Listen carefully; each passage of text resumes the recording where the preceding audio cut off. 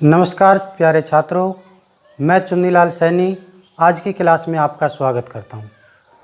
कल की वीडियो में हमने कक्षा 10 की मैथ की पहली प्रश्नावली वास्तविक संख्या स्टार्ट की थी, जिसमें आपको बेसिक जानकारी यानी कक्षा 9 से संबंधित जानकारी दी थी।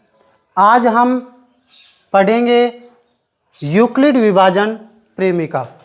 तो यहाँ हम देखेंगे कि यूक्लिड विभाजन प्रेमिका क्या होती है, इसके बारे में हम पूर्ण डिटेल से पढ़ेंगे। तो यहाँ हम देखेंगे, जैसे हमारी ये प्रेमिका आपको बोर्ड पे दिखाई दे रही है कि दो धनात्मक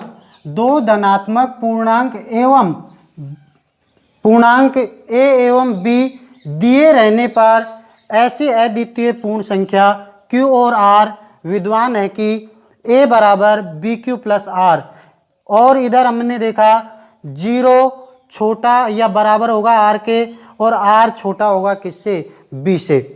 तो यहाँ हम देखेंगे भाई, इसको पूरी तरह से हम समझेंगे कि ये जो यूक्लिड विभाजन प्रमेय है वो कोई नई चीज़ नहीं है। इन चीज़ों को जैसे आपने पहले भी पढ़ा है, जैसे आपके पास है 5 को हम डिवाइड करेंगे, जैसे 5 से हमने 26 को डिवाइड किया, तो यहाँ हम देखते हैं कि 5 का भाग हम देंगे 26 में, तो कितनी बार जा रहा है ये, 5 बार। कितनी बार जा रहा है, 5 बार। तो यहाँ हम देखेंगे एक हमारे पास शेष बच गया। इधर हम जैसे कोई और दूसरी संख्या लेते हैं, जैसे हमने ले लिया 47, और इधर हम देखते हैं तो 47 में हम भाग देते हैं किसका, 9 का। तो इधर हम 9 का भाग देते हैं, तो यहाँ हम देखेंगे 9 का भाग गया इसमें 5 बार, और ये आ गए हमारे पास 45, और हमारे पास यहाँ शेष बच गए कितने, 2। तो इधर हम देखेंगे कि ये जो आपने पहले पढ़ा है छोटी क्लासों में कि ये जो हम जिससे भाग देते हैं वो होता है हमारा भाजक।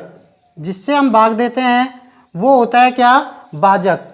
और जिसका भाग दिया है, जिससे भाग दिया है वो तो हो गया भाजक, और जिसमें भाग दिया है वो होता है भाज्य, वो होता है भाज्य।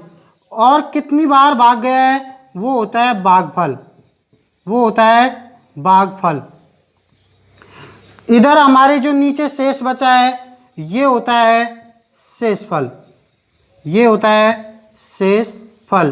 तो इधर हम देखेंगे कि जो हमारा ये भाजक है इसको हम बोलते हैं बी, इसको हम क्या बोलते हैं, बी, और भाज्य को बोलते हैं ए, और भागफल को बोलते हैं क्यू, और शेषफल को बोलते हैं भाई आर। जैसे यहां हमने देखा कि 5 का भाग दिया तो ये हो गया भाजक, और इसको हम बोलेंगे बी। 26 में हमने भाग दिया तो ये हो गया भाज्य, और इसको हम बोलेंगे ए। इधर हमने देखा 5 बार भाग गया तो ये हो गया भागफल, और इसको हम बोलेंगे क्यू। इधर हमने देखा कि शेष हमारे पास 1 बचा, और ये हो गया शेषफल 1।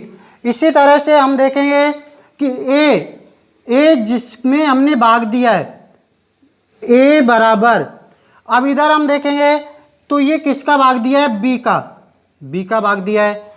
इधर कितनी बार गया है, ये क्यू बार गया है। तो यहाँ हम देखेंगे शेष जो बचा है उसको हम लिख देंगे नीचे, ए बराबर बी क्यू प्लस आर, ए बराबर बी क्यू प्लस आर। तो यहाँ हमारे पास ये प्राप्त हो गया। अब इधर हम देखेंगे कि जैसे एक और संख्या लेके हम देखते हैं, जैसे 5 का हमने भाग दिया किसमें, 20 में। तो 5 का हमने भाग दिया 20 में, तो यहाँ ये पूरा पूरा गया कितनी बार, 4 बार, और हमारे पास शेष बच गया 0, शेष बच गया 0। तो अब इधर हम देखेंगे कि इसको हम क्या लिखेंगे, ए हमारा इसमें हो जाएगा 20, ए हमारा इसमें क्या हो जाएगा 20, बराबर इधर हमारे पास से 5 गुणा में 4 प्लस शेषफल हो जाएगा क्या, 0।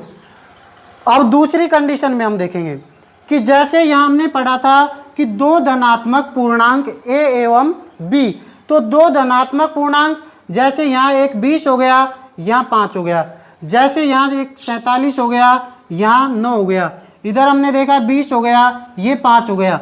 ये हमारे क्या है, धनात्मक पूर्णांक है। दिए रहने पर ऐसी अद्वितीय पूर्ण संख्या, तो ऐसी अद्वितीय पूर्ण संख्या Q और R, तो Q और R, Q हमारा जो भागफल आएगा वो हो जाएगा और R हो जाएगा हमारा शेषफल।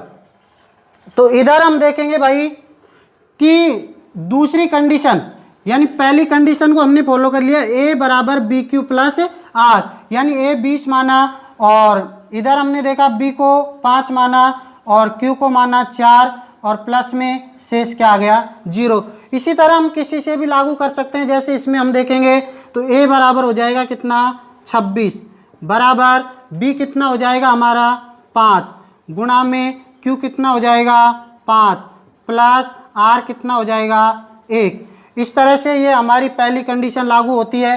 फिर हम देखेंगे कि ये हमारा दूसरी वाली स्टेप में क्या है कि 0 R से क्या होना चाहिए, छोटा या बराबर। तो इधर हमने देखा कि R हमारे पास प्राप्त हुआ है कितना, 1। R हमको कितना प्राप्त हो गया भाई, 1। तो R 1 प्राप्त हो गया। इधर हमने देखा तो हमको R कितना प्राप्त हुआ, 0। इधर हमको R कितना प्राप्त हुआ, 0। तो इधर देखो भाई कि जैसे 0 से छोटा होगा, 0 छोटा होगा किससे, R से। और दूसरी कंडीशन में था बराबर, तो बराबर भी हो सकता है। और R जो छोटा होगा किससे होगा, B से। तो इधर हम देखेंगे, देखो R बराबर 1, R बराबर 1, तो 1 जब हमारे पास आ गया तो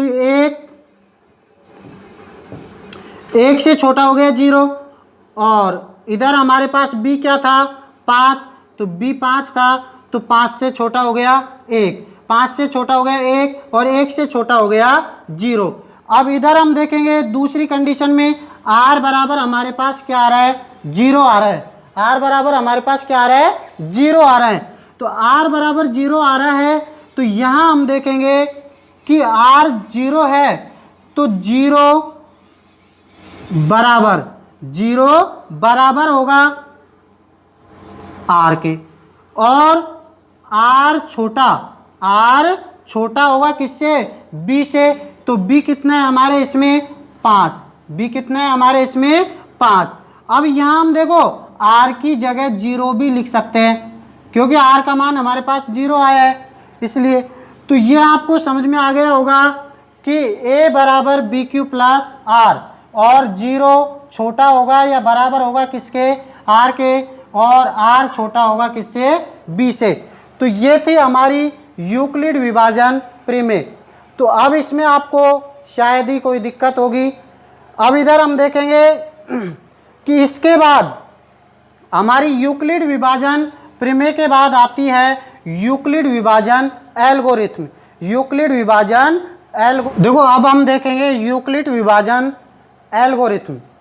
जैसा कि हमने यूक्लिड विभाजन प्रमेय में पढ़ा था A बराबर BQ प्लस R, और इधर हमने पढ़ा था कि 0 R से छोटा होगा या 0 R के बराबर होगा और R B से छोटा होगा।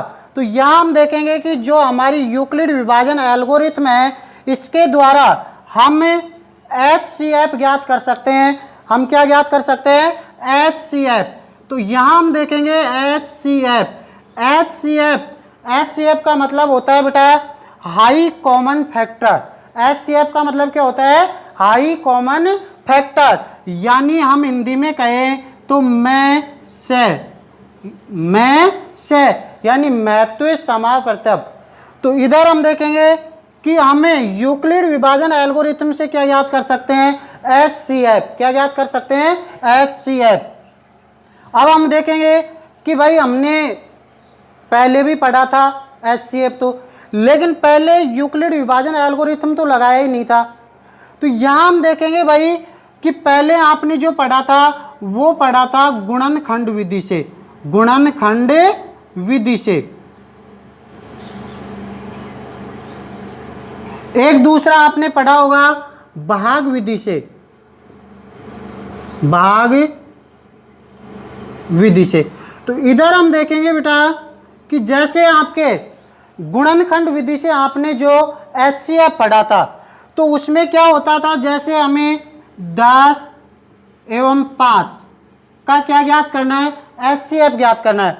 10 एवं 5 का हमको क्या ज्ञात करना है, HCF ज्ञात करना है। तो हम क्या करते थे कि 10 का हमने क्या किया, अभाज्य गुणनखंड किया, और इसमें सबसे पहले भाग दिया 2 का, 2 पंजो 10, फिर भाग दिया 5 का, 5 एका 5।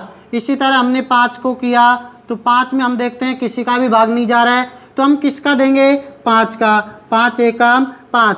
अब इसमें देखेंगे हमने क्या पढ़ा है, कॉमन फैक्टर, यानी कॉमन क्या आ रहा है, 5 5। तो अब हमारा जो HCF होगा वो भी क्या हो जाएगा, 5 हो जाएगा। अब इधर हम देखते हैं कि ये यूक्लिड विभाजन विधि का प्रयोग कैसे करेंगे। जैसा कि आपने पढ़ा है भाग विधि, अब ये भाग विधि है ना, जिसमें ही हमारा यूक्लिड विभाजन एल्गोरिथम छिपा हुआ है। अब आप देखोगे भाई वो कैसे, कि इधर हम देखेंगे जैसे कि आपके पास यहाँ है कि कोई भी संख्या मान लो, जैसे एक हमने ले लिया 20 और दूसरा हमने ले लिया 16, दूसरा हमने क्या ले लिया 16। अब हमको ज्ञात करना है इनका HCF, इनका क्या ज्ञात करना है, HCF। तो HCF ज्ञात करना है, तो इधर हम देखेंगे कि 16 छोटी संख्या है और 20 हमारी बड़ी संख्या है। तो हम क्या करेंगे, छोटी वाली संख्या का भाग बड़ी वाली संख्या में देंगे। छोटी वाली संख्या का भाग हम किस में देंगे, बड़ी वाली संख्या में। तो यहाँ हमने देखा 16 एकम 16, ये भाग गया हमारा एक बार, फिर हमारे पास शेष बचा कितना, 4। तो 4 जब हमारे पास शेष बच गया, तो फिर हमको 4 का भाग देना है किसमें, 16 में। तो 4 का भाग जाएगा 4 बार, 4 चौको 16, और हमारे पास शेष बच जाएगा क्या, 0। तो अब इधर हम देखेंगे ये भाग विधि से हमने किया, लेकिन हमने यूक्लिड विभाजन तो लगाया ही नहीं। तो इसके लिए हम देखेंगे, देखो ये हमारा क्या है, A, ये हमारा क्या है, A। तो इधर हमारे पास ये ये हमारा है B, और ये हमारा है A, और इधर हमारे पास ये है Q, और नीचे जो बचता है वो क्या होता है, R। तो यहाँ हम देखेंगे कि A बराबर BQ प्लस R, A बराबर BQ प्लस R। तो यहाँ हम देखेंगे A क्या है, 20, A क्या है 20, बराबर B क्या है हमारे पास यहाँ 16, इधर हमारे पास Q क्या है 1, प्लस R कितना है 4, R हमारे पास कितना है 4। यह हमारा हो गया चरण 1, चरण 1। अब इसी तरह से हम दोबारा देखेंगे, क्योंकि जब तक 0 शेष नहीं आएगा तब तक हम इसका पीछा नहीं छोड़ेंगे। तो यहाँ हम देखेंगे कि यहाँ देखो दूसरी स्टेप में A क्या है 16, चरण 2, A हमारे पास क्या है 16। तो इधर हम देखेंगे दूसरे स्टेप में क्या होगा कि ये जो शेष है ना ये B बन जाएगा, ये क्या बन जाएगा, B बन जाएगा। तो ये हो जाएगा 4 गुणा कितनी बार भाग गया 4 बार, प्लस शेष क्या बचा हमारे पास 0। तो अब हमारे यहाँ देखेंगे हम कि 0 शेष प्राप्त हो गया, हमको क्या प्राप्त हो गया 0 शेष प्राप्त हो गया। तो अब हमारा इनका 20 व 16 का HCF, 20 व 16 का HCF हो जाएगा क्या, किससे पूरी बार डिवाइड हुआ है 4 से, तो हमारा HCF हो जाएगा क्या 4। तो इसी प्रकार से हम हमारी जो प्रश्नावली है उसका उदाहरण नंबर 1 है उसको देखेंगे। तो ये एग्जाम्पल नंबर 1 है हमारा कि 4052 और 12576 का HCF ज्ञात कीजिए। तो इसमें हम देखेंगे, देखो बड़ी संख्या कौन सी है बताओ, इधर हम देखेंगे बड़ी वाली संख्या हमारे पास है 12576 और छोटी वाली है हमारे पास 4052। तो छोटी वाली का हम भाग देंगे तो यहाँ हम देखेंगे 4052 का भाग हम दे रहे हैं 12,576 में, 12,576 में। तो यहाँ हमने देखा कि हमारा ये भाग बड़ी संख्या है, 4052 है, तो 4052 का हम पहाड़ा नहीं जानते हैं। और इधर हम देखेंगे कि हमको यहाँ भाग देना जरूरी है। तो ऐसी कंडीशन में आप क्या करोगे कि यहाँ से पहला अंक उठाओ। यहाँ से पहला अंक हमने उठाया तो ये हो गया हमारे पास क्या, 4। तो 4 को हमने लिया, इधर का पहला अंक लिया 1, 1 में 4 का भाग नहीं जा सकता है, इसलिए हमने 2 अंक लिए और ये हो गई संख्या हमारे पास 12। तो 12 में 4 का भाग हम देते हैं तो ये गया 4 3 12। कितनी बार गया, 3 बार। अब 3 को हम इससे गुणा करेंगे तो 3 दूनी का 6, 3 पंजो 15, 1 और 3 चौको 12।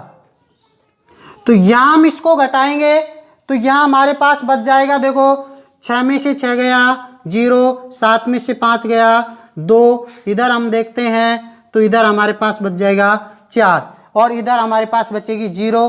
तो 0 को हमको लेने की कोई ज़रूरत नहीं है। अब ज़रूरत नहीं है तो ये हमारे पास शेष बच गया। तो हमने दूसरी कंडीशन में क्या पढ़ा था कि शेष का फिर दोबारा भाग देना है हमको, तो शेष का हम दोबारा भाग देंगे तो 420 का भाग देंगे किसमें, 4052 में। तो 4052 में जैसे हम भाग देते हैं तो यहाँ हम देखेंगे, देखो 4 एकम 4, एक बार जा रहा है, लेकिन बेटा ये हमारा एक बार जाना ठीक नहीं है, क्योंकि यहाँ देखो 420 है, यहाँ 4052 है। तो यहाँ हम देखो एक बार अगर देते हैं तो 420 एकम 420, तो ये क्या हो जाता है, एक बार में ही 405 से अधिक हो जाता है, इसलिए हमको भाग देना पड़ेगा यहाँ किसका, 9 का। तो 9 का जैसे हम भाग देते हैं तो यहाँ हमारे पास आएगा 0, 9 दूनी 18, 9 चौको 36 और 1 37। तो इधर हम इसको फिर बाकी करेंगे तो बाकी हमने किया तो हमारे पास आ गया कितना, 2। यहाँ से हमने उधार लिया, कितने हो गए 15, 15 में से 8 गया तो 7, यहाँ 9 में से 7 गया तो 2। तो अब ये हमारे पास दोबारा शेषफल आ गया 272।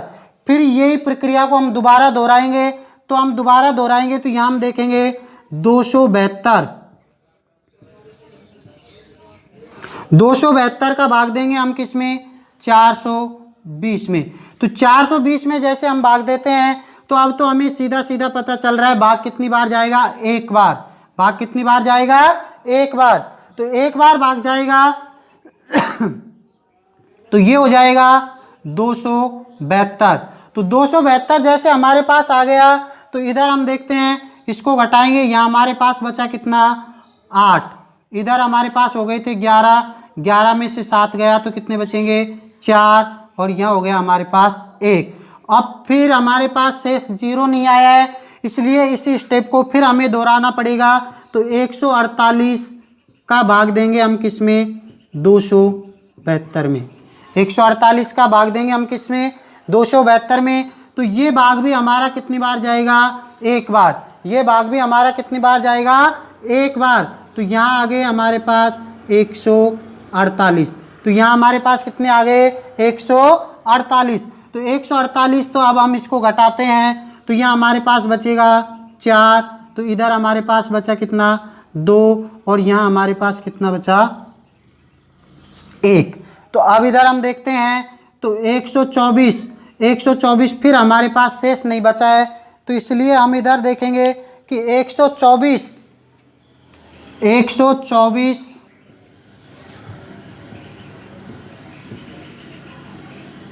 148।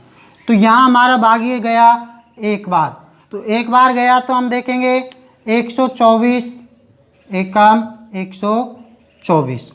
तो इधर हम देखते हैं तो यहाँ हमारे पास शेष बचेगा कितना, 4, 2। फिर इधर हमारे पास ये शेष बच गया तो अगली स्टेप हम लेंगे 24। तो यहाँ हम देखेंगे 124, तो तो ये भाग हमारा कितनी बार जाएगा, देखो ये जाएगा हमारे भाग 5 बार, 5 चौको 20, फिर 5 दूनी 10 और 2 12। तो इधर हम देखेंगे शेष क्या बचा, 4, तो शेष 4 बच गया। तो यहाँ हम देखेंगे 4 का फिर भाग देंगे, तो 4 का भाग हम देंगे 24, तो 4 6 24। तो अब हमारे पास शेष क्या आ गया है, 0। शेष हमारे पास क्या आ गया है, 0। तो शेष 0 आ गया है। तो अब यहाँ हम देखेंगे इन दोनों का जो HCF होगा वो क्या होगा, 4। HCF क्या होगा, 4। अब इसको हम यूक्लिड विभाजन प्रमेय में किस प्रकार लगाएंगे, यहाँ हम देखते हैं। देखो इसको यूक्लिड विभाजन एल्गोरिथम में जमाते हैं। तो यहाँ हम पहला चरण लिखेंगे, चरण 1। तो चरण 1 में हम देखेंगे सबसे पहले हमने क्या किया था, 4052 का भाग दिया था। तो ए हमारा हो जाएगा कितना, 12576। तो 12576 बराबर बी क्या है हमारे पास, 4052। बी हमारे पास है 4052। तो यहाँ हम देखेंगे बी 4052 है। तो इधर हम क्यू है हमारे पास 3 और आर हमारे पास है कितना, 420। तो अभी हमारा ये शेष 0 नहीं आया था यहाँ। तो चरण 2, चरण 2। तो चरण 2 में हमने देखो ए क्या लिया था, 4052 बराबर। अब यहाँ हम देखेंगे 420 गुणा में कितनी बार भाग गया था, 9 बार, प्लस शेष हमारे पास बचा है 272। इसी प्रकार चरण 3। तो चरण 3 में हम देखेंगे कि 272 का भाग दिया था 420 में। तो ए हो जाएगा हमारे पास 420, ए हो जाएगा 420 बराबर 272 गुणा में 1 प्लस 148। तीसरा जो चरण था, चौथा चरण। तो चरण 4 में हमने देखा कि 148 का भाग दिया था 272 में। तो ए हो गया 272 बराबर 148 गुणा में 1 प्लस 124। इधर हमारे पास अगला होगा चरण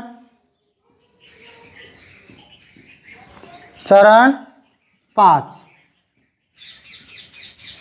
तो यहाँ हम देखेंगे भाई चरण 5 में 148 बराबर में 124 गुणा में 1 प्लस 24। अगला हमारा चरण होगा वो होगा चरण 6। तो चरण 6 में हम देखेंगे कि 124 बराबर में 24 गुणा में 5 प्लस 4। चरण 7। तो चरण 7 में हम देखेंगे